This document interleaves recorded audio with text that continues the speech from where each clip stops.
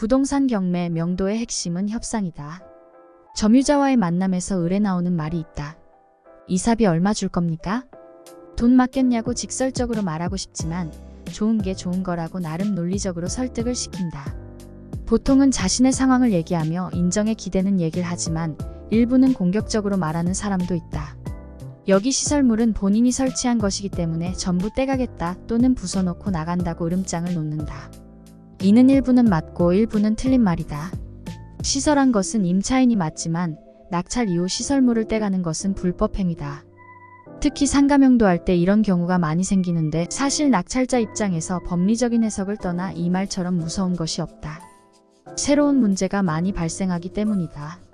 일반 매매로 상가를 거래할 때는 시설권리금에 대한 비용을 받을 수 있지만 경매의 경우 낙찰자에게 이런 주장을 할 수 없다.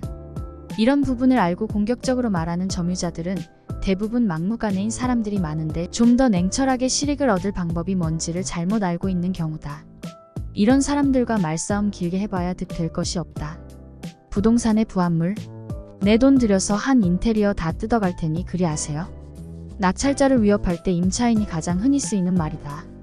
임차인이 돈을 들여 시설해 놓은 것이기에 어떻게 들으면 그 사람들의 말이 맞는 것 같기도 하지만 이를 훼손하면 명백히 형법상 재물손괴 죄에 해당한다. 이럴 경우 먼저 그 시설물들이 경매가 진행되면서 권리관계가 어떻게 변했는지를 설명해줘야 한다.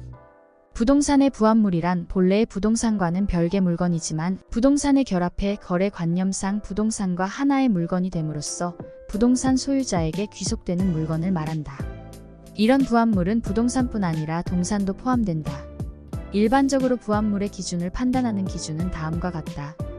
훼손하지 않으면 분리할 수 없는 경우, 분리에 과다한 비용을 요하는 경우, 분리할 경우 경제적 가치가 심하게 감손되는 경우, 민법상의 부합물과 종물에 대한 설명을 하고 대금납부와 동시에 시설물에 대한 소유권까지 낙찰자에게 이전됐기 때문에 명도협상을 하는 지금 이 시점에서 시설물을 파손시키는 행위는 낙찰자의 재산을 손괴시키는 행위가 되므로 형법상의 재물손괴죄형법 제366조와 민법상의 손해배상책임민법 제750조까지 있음을 주지시킨다. 판례와 법 조항을 연계해 설명하면 훨씬 설득력 있다. 어떻게 보면 임차인들의 경우 법률 관계에 대한 변동을 모르기 때문에 발생하는 문제이기도 하다.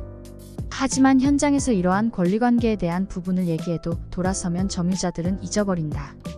따라서 내용 증명을 작성하고 관련 법규나 판례를 첨부해서 보내면 그 다음 방문 시 많이 누그러져 있는 경우가 많다.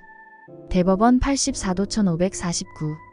건물의 임차인이 그 권원에 의하여 벽, 천장에 부착시킨 석재, 하판 등의 소유권 귀속 건물의 내부벽에 붙인 음파석이나 그 내부 천장에 부착된 하판은 사회관념상 건물의 일부 구성 부분을 이루고 있고 이들을 기존 건물과 분리하여서는 경제상 독립물로서의 효용을 갖지 못한다고 볼 수밖에 없으므로 비록 이들을 건물의 임차인이 그 권원에 의하여 건물에 부속시킨 것이라 하더라도 이들은 위 부착과 동시에 건물에 부합돼 건물 소유자의 소유에 귀속됐다 할 것이다.